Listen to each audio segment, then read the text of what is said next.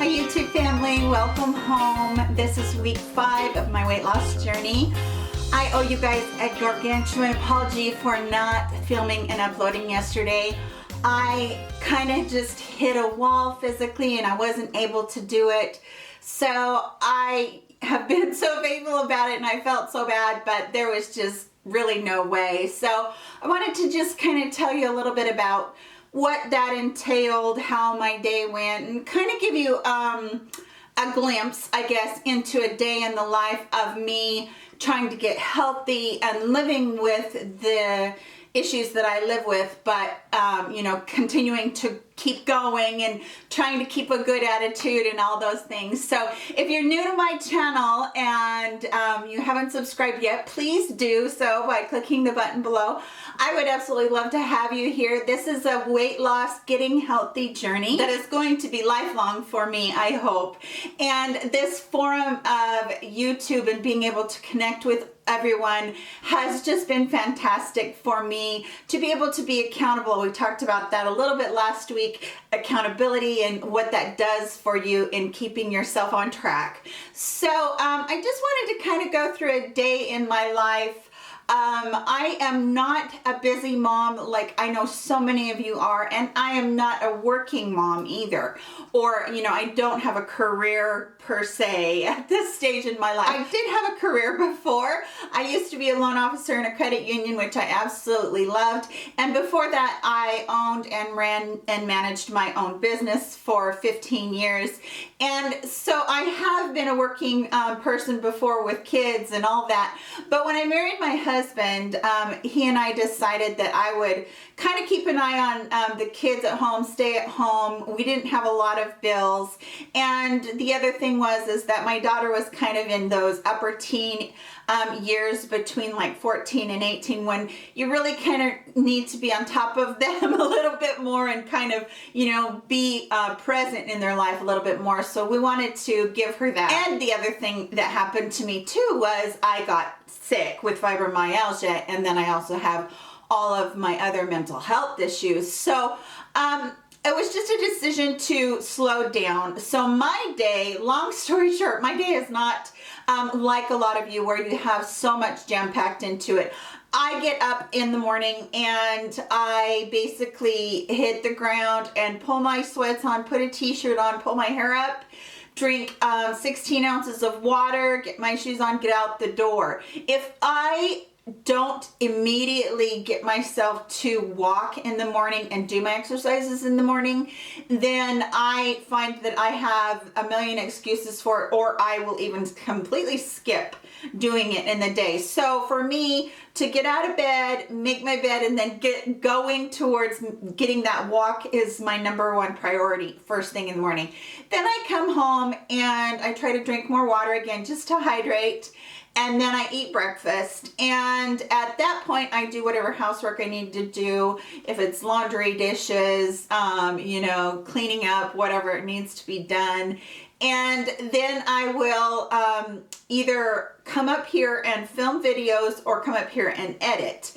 And so it is for me a day that is would sound pretty boring to all of you or pretty downplayed for all of you. But by the time I get to about 2 o'clock in the day, I hit a wall because I have pushed all of that time. And any of you that have fibromyalgia know that when you push, there's going to be repercussions. You're going to have something in your day that's going to hit you. And I don't know, like I said, I've only had this for about 3 years. I have fibromyalgia and I have trigeminal neuralgia, which affects the nerve right here in my, right by your ear, I guess. But it goes down your cheek or jawbone and then up around your cheek. So it causes a pretty good amount of pain. And so if I'm having a really bad day, I might not even be able to come up and do anything with YouTube, which I'm trying to make YouTube my career. It's what I want to do. I love interacting with you guys. I love bringing you these videos, and especially if I can help at all. But some days, some days are so hard to keep going. And so that's what I just wanted to let you know, that if I am not present, if I am not here, it's not for lack of wanting to be, because my engagement with you guys and what I do with you guys is very near and dear to my heart. And I want to make sure that as much as you have given me, I'm giving back to you too, because you have motivated me to do this when I've never been able to do this on my own before. So again, that is what I try to do. But what happened yesterday was that I just couldn't go any further. I just kind of was like, okay, I'm done. I was in so much pain. I have issues with my hips, my back, my knees, my feet.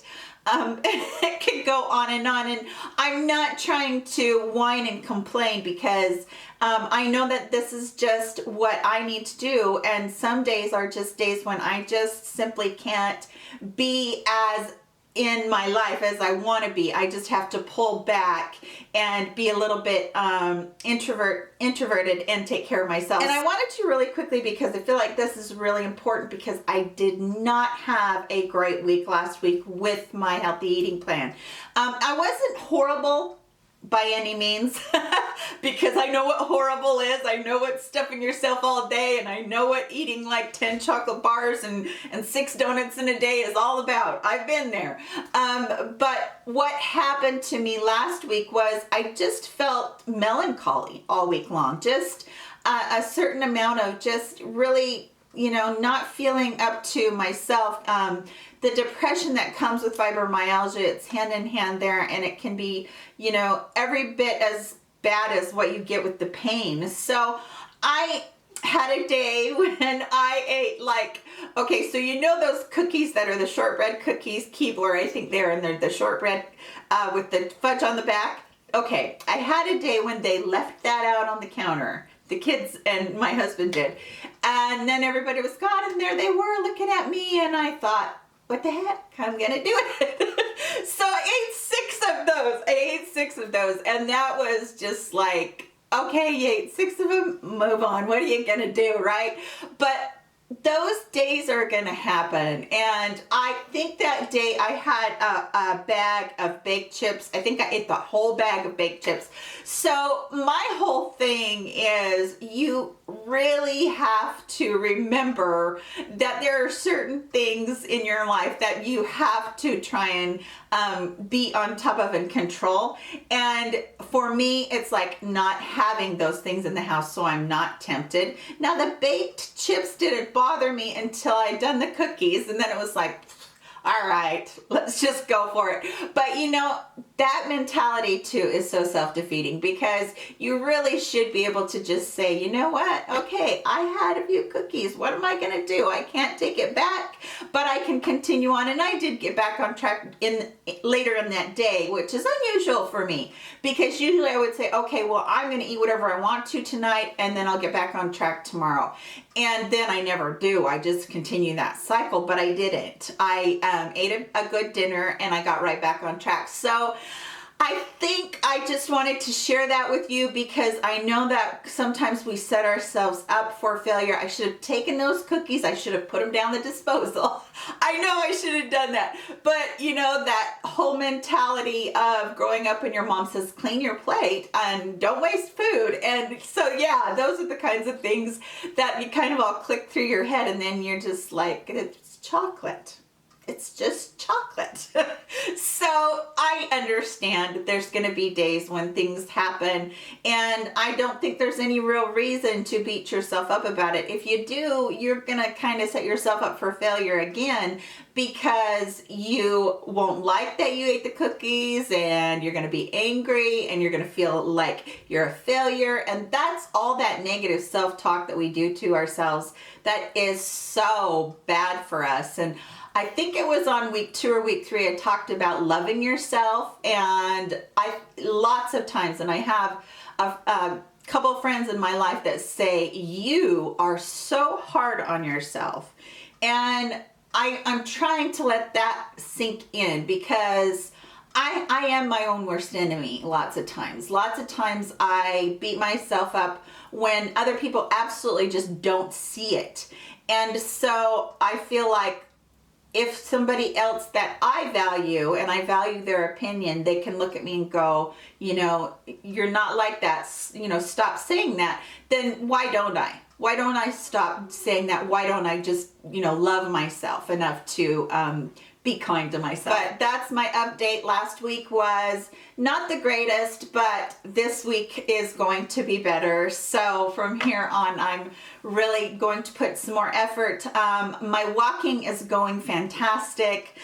Most of my eating is going very, very well too. I again want to tell you thank you so much for all of your love and your support and your kindnesses to me.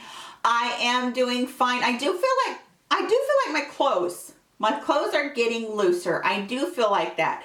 And I feel like my stomach is getting flatter. So I do have a lot of positives in there. There wasn't a negative, super negative week. I just had, you know, days when I just felt really melancholy. So I think that most of you understand that even as women and we go through PMS or menopause or whatever we go through, we do have melancholy days. And I think that those days, if you can talk to yourself a lot and try to remember the things that are really good in your life, then I think that we are much more successful. So that's everything for today's video. I hope that you enjoyed it. If you did, please give it a big thumbs up. I am working on next week. I'm going to be bringing you some really great information on inflammation and how that affects your body and what it comes from.